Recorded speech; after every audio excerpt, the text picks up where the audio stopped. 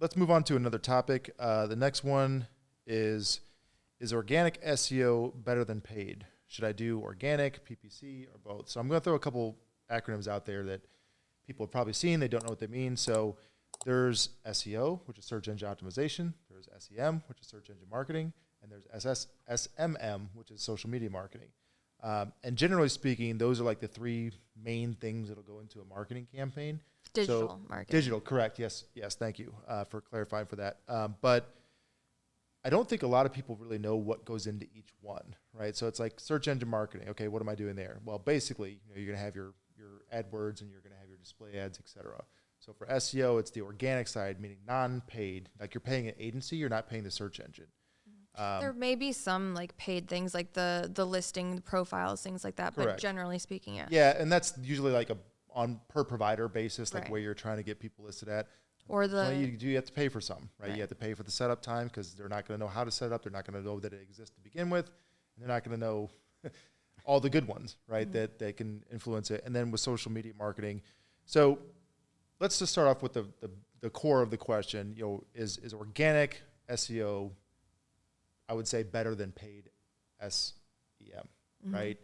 paid ads.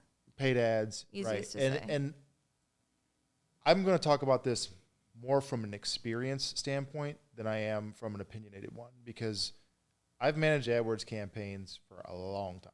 Okay, I've run thousands of social media campaigns for people, whether it be simple as boosting posts, advertising pages, creating new audiences, advertising services, remarketing. It's all across the board. What I've seen from experience when looking at and communicating with clients is that the organic conversions always seem to be of a better quality. It's someone's genuinely interested in the service versus just like the equivalent of tire kicking, right?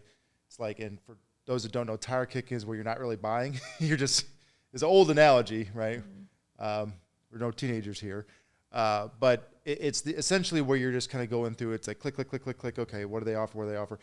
And you can have a lot of clicks, even with a really nice landing page, even with a really well-written ad that Google says, hey, your score on this is amazing, and we're going to put it out there.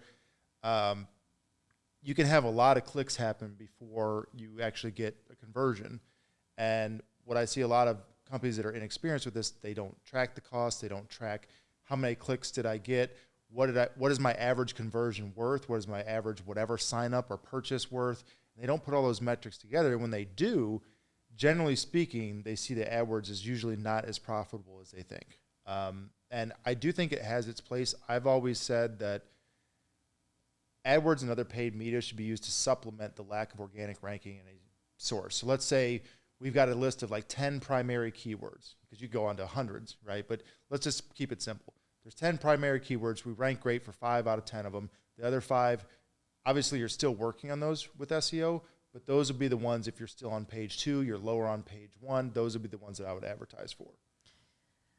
Yeah, I think another thing that you kind of hinted at is that organic or SEO in general is more sustainable, and ads are more short-term. So it's kind of short-term versus long-term. So especially like if we're taking on an account that, needs leads, right now, but Right. we have a long-term SEO trudge ahead of us, those ads can help supplement the in-between. They can also help just kind of support the organic work that you're doing. Well, and I want to touch on like sorry, go why, ahead. I didn't mean to cut you off. I wanted to bring up something, another part that I have experience in is like most people don't fire and hire another SEO company because they're doing great, right? They're already losing money. They've already lost money, right? Now there are some things like follow up and communication I've seen to be a huge part of that. Somebody asks for something. Can you update this picture? Yeah. And 3 weeks later, it's still not updated. It's like, seriously, just silly little stuff that compounds over time and ultimately leads to a bigger issue. But with AdWords being used, yes, sometimes it's a smart decision to give a business a temporary boost with that while you figure out what's going on, while you start the long, like you said, trudge through SEO, because half the time they don't even know what's been happening on their site. They have this massive pile of bad backlinks, poor quality content, stock media, broken links. Yeah, the list goes on. You never know what you're getting into. So I think that it's a good option to use, but you have to use it carefully. And another thing what I like about organic more than paid is organic, reasonably speaking, there's different competition in all different industries, but organic, you can better plan for the cost versus you can with AdWords. Mm-hmm. And what I mean by that is, let's take a look at an AdWords campaign, and let's say it starts at, I don't know, nice little number, $7-8 a click or something like that. Great. So you pay that money, you create this really nice ad, and now you're outranking your competitors. Let's talk about just ads, right? Now your ad's outranking theirs.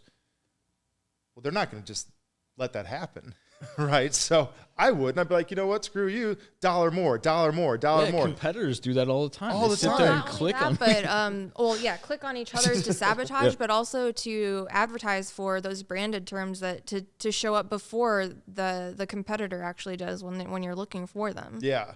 And so it's difficult to plan. So I'll have clients that say, and this is real world examples. I'll have a client that says, I want to spend, $5-10 grand a month in AdWords. Okay, great. We'll structure it out. This is roughly how many, we'll do our research. This is roughly how many clicks you're going to get. This is what you can expect, et cetera, right? Reasonably speaking. We can't predict the future, but we can use, training and skill sets and past performances for similar industries, et cetera, to determine that. However, 3 months in, that budget might change because now instead of, let's call it $8, now it's $12. Okay, now more people are starting to get into it, right? Now it's $20. So if I take a campaign that started at 8 and now is at 20, you've more than doubled what you have to spend. And to some point, that's going to continue as the more competitive it gets, the worse it gets.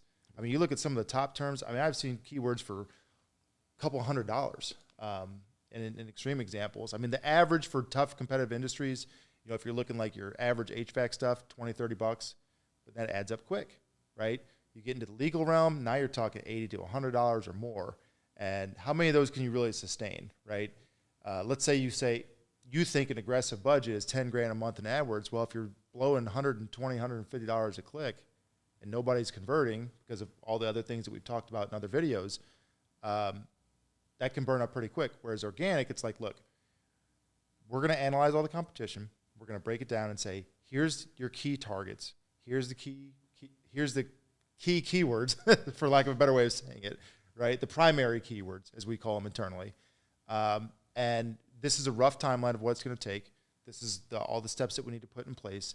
Now, yes, you're going to have to pay that money, whatever that marketing campaign budget is, for a period of time. It doesn't happen immediately. Sometimes it happens, sooner than most. It usually depends upon their budget.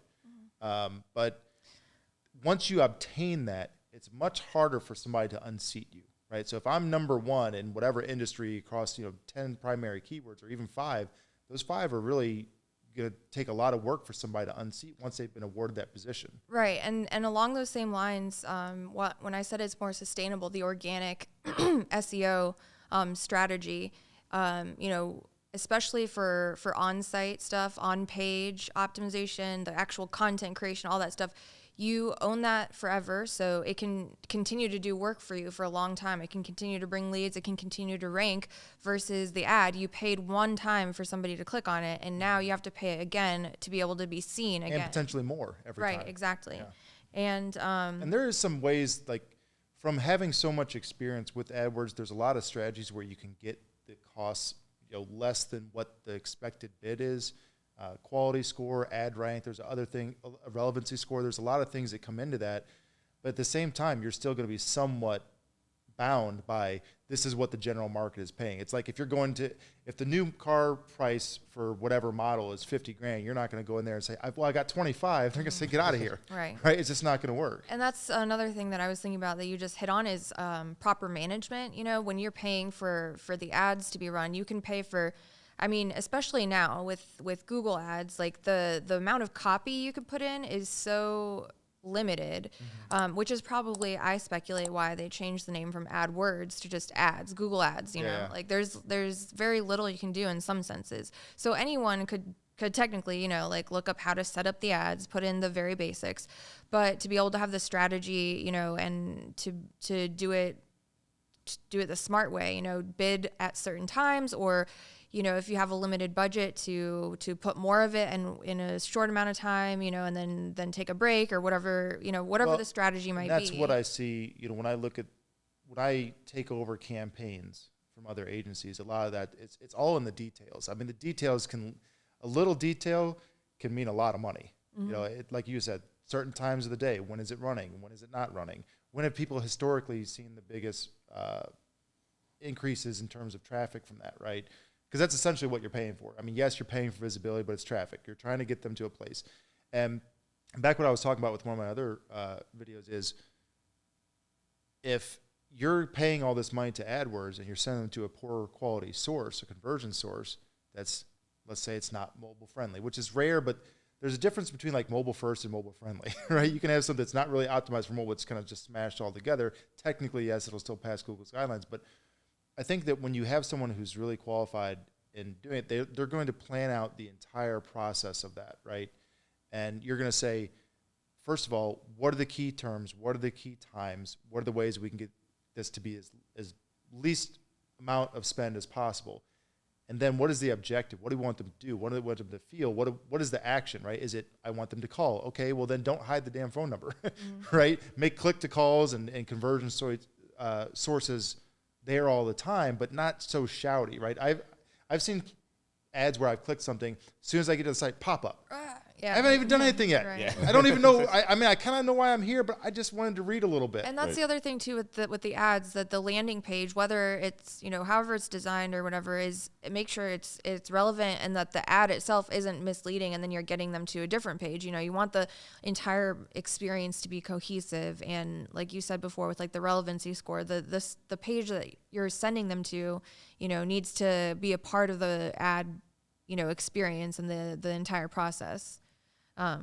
But I think for the question you're asking, which one is better, and we've talked a lot about how, I mean, we've talked about some of the merits of the ads, the PPC stuff too. We've talked a lot about how the SEO, you know, definitely has a lot of benefits. We see that as a key part of our strategy for a lot of our clients. Ultimately though, it depends on the business and it depends on their clients, you know, or their starting customers. point too. I think it depends a lot on like Right. where they're starting from, because not every business can wait, you know, let's call it 6 to 8 months for real SEO to have an effect, right? Especially if they don't have the budget, right? If they're not able to be aggressive, I think it makes sense to be transparent with them and say, look, you're kind of in a rough spot, right? This is where you're starting from, big picture, and we do that with our clients. It's like, here's the starting metrics of you versus a competitor, right? They're either within reach, they're light years ahead, right? And obviously there's places all in between there, because every single one of them is different. But it's really going to depend, from my perspective, where they're starting from and what they're expecting over the period of time, right? One thing we didn't touch on, just to go on a related tangent, social media marketing. You know, I think that should be talked about a little bit. With that, it's the same kind of thing. Is that where your audience is, right? I see a lot of campaigns that are just, you know, giant net and hoping they catch something, right? They're throwing out big nets, big budgets, and nobody's tracking it. You know, they'll report some metrics. They're just not really that good. It's very vague. It's like, you know, I don't know how many times here's the impressions. Okay, did anybody do anything? I don't know.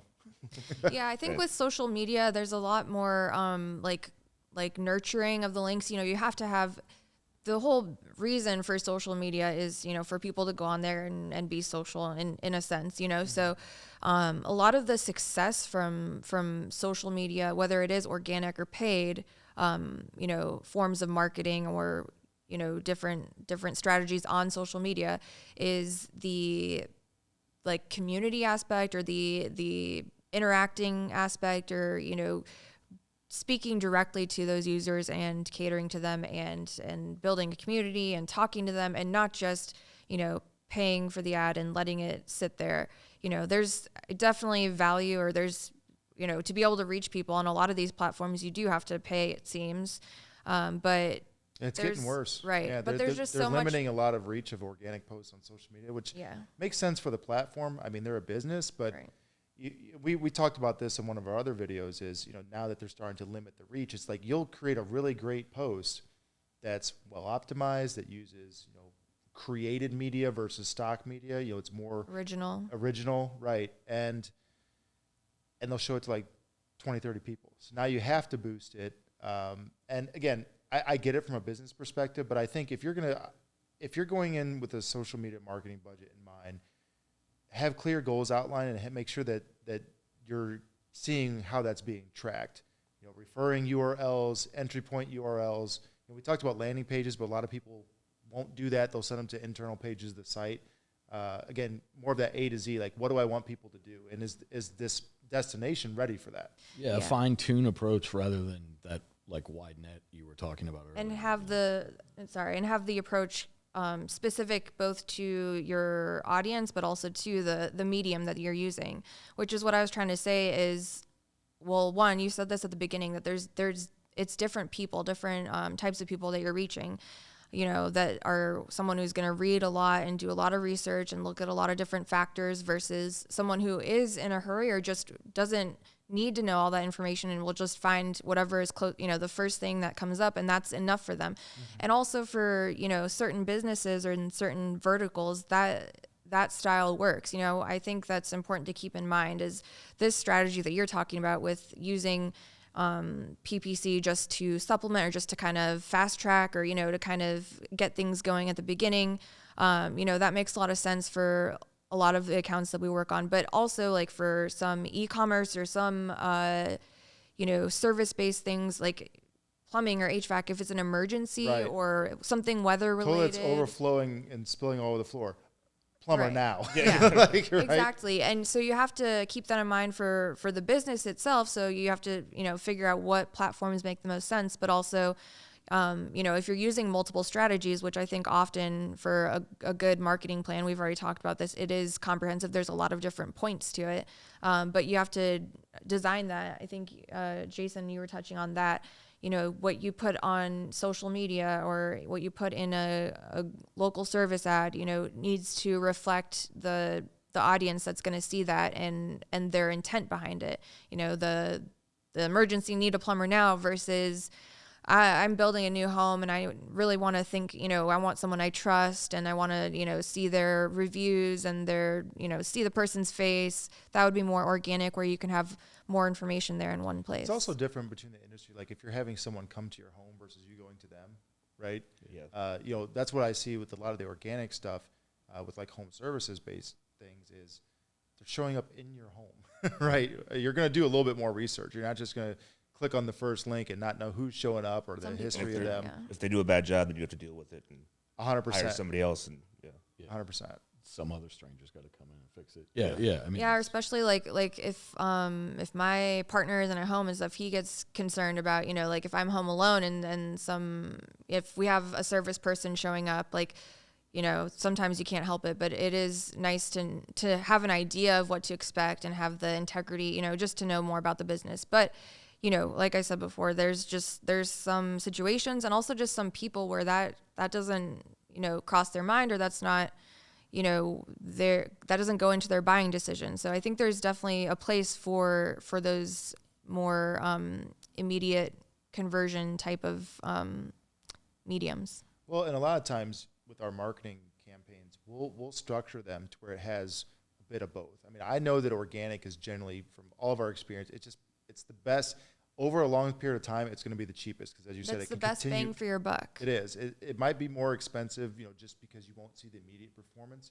But in the long term, it's ultimately the best strategy. Most people just don't stick with it long enough because they don't see the results. Right, and it's stable, like you said. You can predict. You know exactly what you're getting. You know exactly what you're paying. Well, if you're with if you're transparent, right, exactly. Yeah. But you know what you're paying. That's what we were talking about in one of our other videos. It's like just knowing what you're actually getting when somebody's that's important. Doing one of these campaigns. And that's why I was saying, like, splitting it up and saying, look, we're going to put a lot of effort into SEO because we know over a long period of time that's going to be the best one. But also, let's try a social media campaign. Let's not start out like at your max budget and like throw all that into it. Let's spend a little bit of money, see if it works, and then what I've always said is, let's start out at 50% of your spend and see what happens. In terms of like your if you say I've got $10,000 a month to spend in social media marketing, let's spend $5,000 and see how that works. And then if I can get a definitive answer to that, here's where all the little things can be ironed out. Here's where areas we can improve after looking at the metrics. It should be reasonable to accept that if I double that budget, I should close to double the results, right? Let's try little things first, just as spending a ton of money out of the gate. Mm-hmm. I think there is a ceiling to that though. At a certain point, you can't, someone watching this can't expect every time they double their money they'll get doubled. 100%. It's just, There's a certain amount of people. there's going to be out there that you diminishing can returns. reach. It's specifically like when you're looking at local businesses, like when you look at ad frequency, like how many times it's actually shown. Like you start getting the ad shown to like this, the frequency like 3 times. It's like, leave me alone. Right. Like I didn't click on it the first Yeah. time, right? And that just comes down to the proper setup of the campaign Right. and how that's managed.